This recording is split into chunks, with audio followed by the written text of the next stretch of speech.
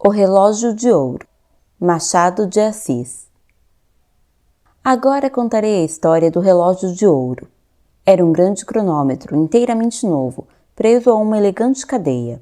Luís Negreiros tinha muita razão em ficar boquiaberto quando viu o relógio em casa, um relógio que não era dele, nem podia ser de sua mulher. Seria ilusão dos seus olhos? Não era. O relógio ali estava sobre uma mesa da alcova, a olhar para ele, talvez tão espantado como ele, do lugar e da situação. Clarinha não estava na alcova quando Luís Negreiros ali entrou. Deixou-se ficar na sala a folhear um romance, sem compreender muito nem pouco ao ósculo com que o marido a cumprimentou logo à entrada. Era uma bonita moça esta Clarinha, ainda que um tanto pálida, ou por isso mesmo. Era pequena e delgada. De longe parecia uma criança. De perto, quem lhe examinasse os olhos veria bem que era mulher como poucas. Estava molemente reclinada no sofá com o livro aberto e os olhos no livro. Os olhos apenas, porque o pensamento não tenho certeza se estava no livro, se em outra parte. Em todo caso, parecia alheia ao marido e ao relógio. Luís Negreiros lançou mão do relógio com uma expressão que eu não me atrevo a descrever. Nem o relógio nem a corrente eram dele, também não eram das pessoas suas conhecidas. Tratava-se de uma charada. Luís Negreiros gostava de charadas e passava por ser decifrador intrépido, mas gostava de charadas nas folhinhas ou nos jornais. Charadas palpáveis e, sobretudo, sem conceito, não as apreciava Luís Negreiros. Por este motivo, e outros que são óbvios, compreenderá o leitor que o esposo de Clarinha se atirasse sobre uma cadeira, puxasse raivosamente os cabelos, batesse com o pé no chão e lançasse o relógio e a corrente para cima da mesa. Terminada esta primeira manifestação de furor, Luís Negreiros pegou de novo nos fatais objetos e de novo os examinou. Ficou na mesma. Cruzou os braços durante algum tempo e refletiu sobre o caso. Interrogou todas as suas recordações e concluiu no fim de tudo que, sem uma explicação de Clarinha, qualquer procedimento fora baldado ou precipitado. Foi ter com ela. Clarinha acabava justamente de ler uma página e voltava a folha com ar indiferente e tranquilo, de quem não passa em decifrar charadas de cronômetro. Luís Negreiros encarou-a. Seus olhos pareciam 2 reluzentes punhais. — Que tens? — perguntou a moça com a voz doce e meiga que toda a gente concorda em lhe achar. Luís Negreiros não respondeu à interrogação da mulher. Olhou algum tempo para ela, depois deu 2 voltas na sala, passando a mão pelos cabelos, por modo que a moça de novo lhe perguntou. — Que tens? Luís Negreiros parou defronte dela. — Que é isto? Disse ele, tirando do bolso o fatal relógio e apresentando-lhe diante dos olhos. — Que é isto? Repetiu ele com voz de trovão. Clarinha mordeu os beiços e não respondeu. Luís Negreiros esteve algum tempo com o relógio na mão e os olhos na mulher, a qual tinha os seus olhos no livro. O silêncio era profundo. Luís Negreiros foi o primeiro que o rompeu, atirando estrepitosamente o relógio ao chão e dizendo em seguida à esposa. — Vamos! De quem é aquele relógio? Clarinha ergueu lentamente os olhos para ele, abaixou-os depois e murmurou. — Não sei. Luís Negreiros fez um gesto como de quem queria esganá-la. Conteve-se. A mulher levantou-se, apanhou o relógio e pô-lo sobre uma mesa pequena. Não se pode conter Luís Negreiros. Caminhou para ela e, segurando-lhe nos pulsos com força, lhe disse. — Não me responderás, demônio?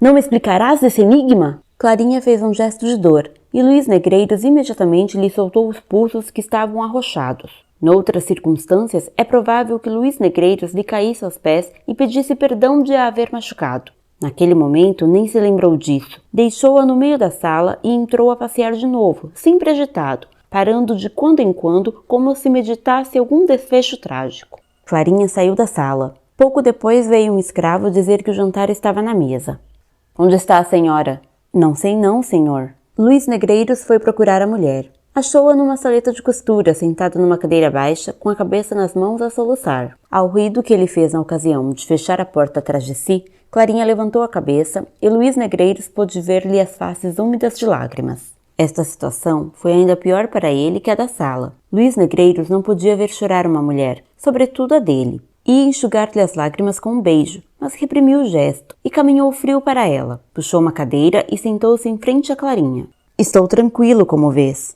disse ele. — Responde-me o que te perguntei com a franqueza que sempre usaste comigo. Eu não te acuso, nem suspeito nada de ti. Quisera simplesmente saber como foi parar ali aquele relógio. Foi teu pai que o esqueceu cá? — Não. — Mas então... — Não me perguntes nada, exclamou Clarinha. — Ignoro como esse relógio se acha ali. Não sei de quem é. Deixa-me. É demais! Urrou Luís Negreiros, levantando-se e atirando a cadeira ao chão. Clarinha estremeceu e deixou-se ficar onde estava. A situação tornava-se cada vez mais grave. Luís Negreiros passeava cada vez mais agitado, revolvendo os olhos nas órbitas e parecendo prestes a atirar-se sobre a infeliz esposa. Esta, com os cotovelos no regaço e a cabeça nas mãos, tinha os olhos encravados na parede. Correu assim cerca de um quarto de hora. Luís Negreiros ia de novo interrogar a esposa, quando ouviu a voz do sogro que subia as escadas gritando: Ó, seu Luís! Ó, seu malandrinho! Aí vem teu pai, disse Luís Negreiros. Logo me pagarás. Saiu da sala de costura e foi receber o sogro, que já estava no meio da sala, fazendo vira-voltas com o chapéu de sol, com grande risco das jarras e do candelabro. Vocês estavam dormindo?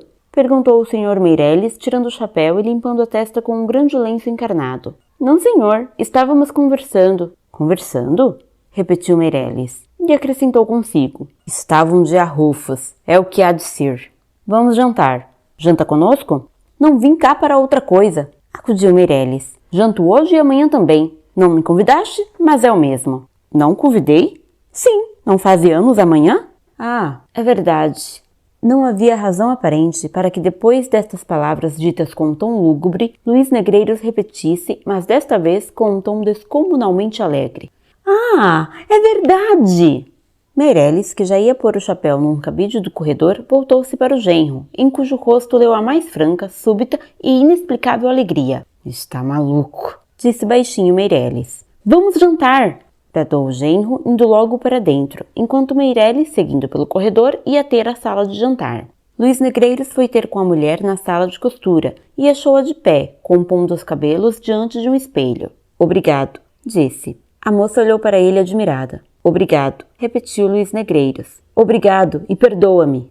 Dizendo isto, procurou Luís Negreiros abraçá-la, mas a moça, com um gesto nobre, repeliu o afago e foi para a sala de jantar. Tem razão, murmurou Luís Negreiros. Daí a pouco achavam-se todos três à mesa do jantar, e foi servida sopa, que Meireles achou, como era natural, de gelo. Ia já fazer um discurso a respeito da incúria dos criados, quando Luís Negreiros confessou que toda a culpa era dele, porque o jantar estava há muito na mesa. A declaração apenas mudou o assunto do discurso, que versou então sobre a terrível coisa que era um jantar requintado, que não vale nada. Meireles era um homem alegre, pilhério, talvez frívolo demais para a idade, mas em todo caso interessante pessoa. Luís Negreiros gostava muito dele e via correspondida essa afeição de parente e amigo, tanto mais sincera quanto que Meireles só tarde e de má vontade lhe dera a filha. Durou o namoro cerca de 4 anos, gastando o pai de Clarinha mais de 2 em meditar e resolver o assunto do casamento. Afinal, deu a sua decisão, levado antes das lágrimas da filha que dos predicados do genro, dizia ele. A causa da longa hesitação eram os costumes poucos austeros de Luís Negreiros, não os que ele tinha durante o namoro, mas os que tivera antes e os que poderia vir a ter depois. Meireles confessava ingenuamente que fora marido pouco exemplar e achava que por isso mesmo devia dar à filha melhor esposo do que ele. Luís Negreiros desmentiu as apreensões do sogro. O leão impetuoso dos outros dias tornou-se um pacato cordeiro. A amizade nasceu franca entre o sogro e o genro, e Clarinha passou a ser uma das mais invejadas moças da cidade. E era tanto maior o mérito de Luís Negreiros quanto que não lhe faltavam tentações.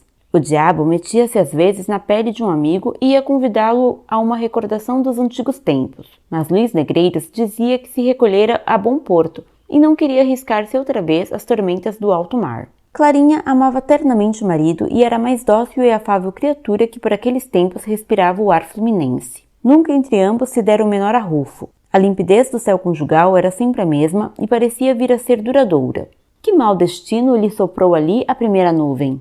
Durante o jantar, Clarinha não disse palavra, ou poucas dissera, ainda assim as mais breves e em tom seco. Estão de arrufo, não há dúvida, pensou Meireles ao ver a pertinaz mudez da filha. Ou a arrufada é só ela, porque ele pareceu-me lépido. Luís Negreiros efetivamente desfazia-se todo em agrados, mimos e cortesias com a mulher, que nem sequer olhava em cheio para ele. O marido já dava o sogro a todos os diabos, desejoso de ficar a sós com a esposa para a explicação que reconciliaria os ânimos. Clarinha parecia não desejá-lo. Comeu pouco e 2 ou 3 vezes soltou-se-lhe do peito um suspiro. Já se vê que o jantar, por maiores que fossem os esforços, não podia ser como nos outros dias. Meireles, sobretudo, achava-se acanhado. Não era que receasse algum grande acontecimento em casa. Sua ideia é que sem arrufas não se aprecia a felicidade, como sem tempestade não se aprecia o bom tempo. Contudo, a tristeza da filha sempre lhe punha água na fervura. Quando veio o café, Meireles propôs que fossem todos três ao teatro. Luís Negreiros aceitou a ideia com entusiasmo. Clarinha recusou secamente. Não te entendo hoje, Clarinha, disse o pai com um modo impaciente. Teu marido está alegre e tu pareces meio abatida e preocupada. Que tens? Clarinha não respondeu. Luís Negreiros, sem saber o que havia de dizer, tomou a resolução de fazer bolinhas de miolo de pão. Meireles levantou os ombros. Vocês lá se entendem, disse ele. Se amanhã, apesar de ser o dia que é, vocês estiverem do mesmo modo, prometo-lhe que nem a sombra me verão. Oh, há de vir, ia dizendo Luís Negreiros, mas foi interrompido pela mulher que desatou a chorar. O jantar acabou assim, triste e aborrecido. Meireles pediu ao genro que lhe explicasse o que aquilo era, e este prometeu que lhe diria tudo na ocasião oportuna. Pouco depois saiu o pai de Clarinha protestando de novo, que se no dia seguinte os achasse do mesmo modo, nunca mais voltaria à casa deles, e que se havia coisa pior que um jantar frio ou requintado, era um jantar mal digerido. Este axioma valia o de Bolear, mas ninguém lhe prestou atenção. Clarinha foi para o quarto. O marido apenas se despediu do sogro. Foi ter com ela. Achou-a sentada na cama com a cabeça sobre uma almofada e soluçando.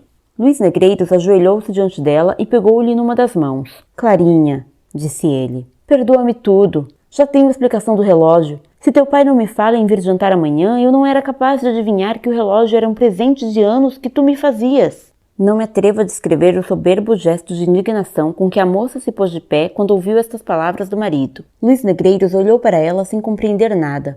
A moça não disse uma nem duas. Saiu do quarto e deixou o infeliz consorte mais admirado que nunca. Mas que enigma é este? Perguntava a si mesmo Luís Negreiros. Se não era um mimo de anos, que explicação pode ter o tal relógio?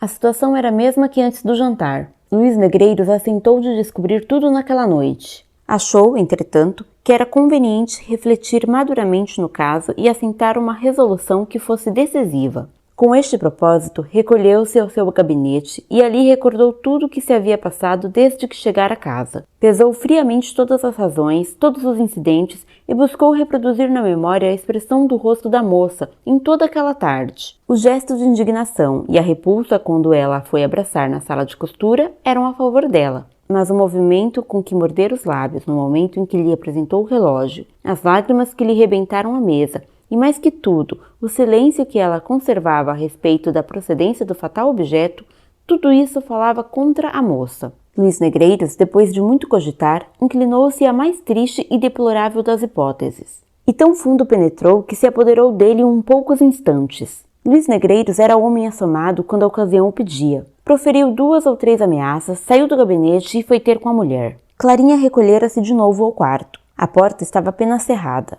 Eram 9 horas da noite. A moça estava outra vez assentada na cama, mas já não chorava. Tinha os olhos fitos no chão. Nem os levantou quando sentiu entrar o marido. Houve um momento de silêncio. Luís Negreiros foi o primeiro que falou.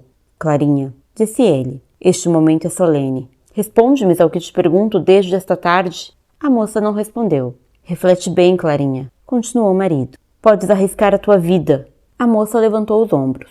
Uma nuvem passou pelos olhos de Luís Negreiros. O infeliz marido lançou as mãos ao colo da esposa e fugiu. Responde, demônio, ou morres! Clarinha soltou um grito.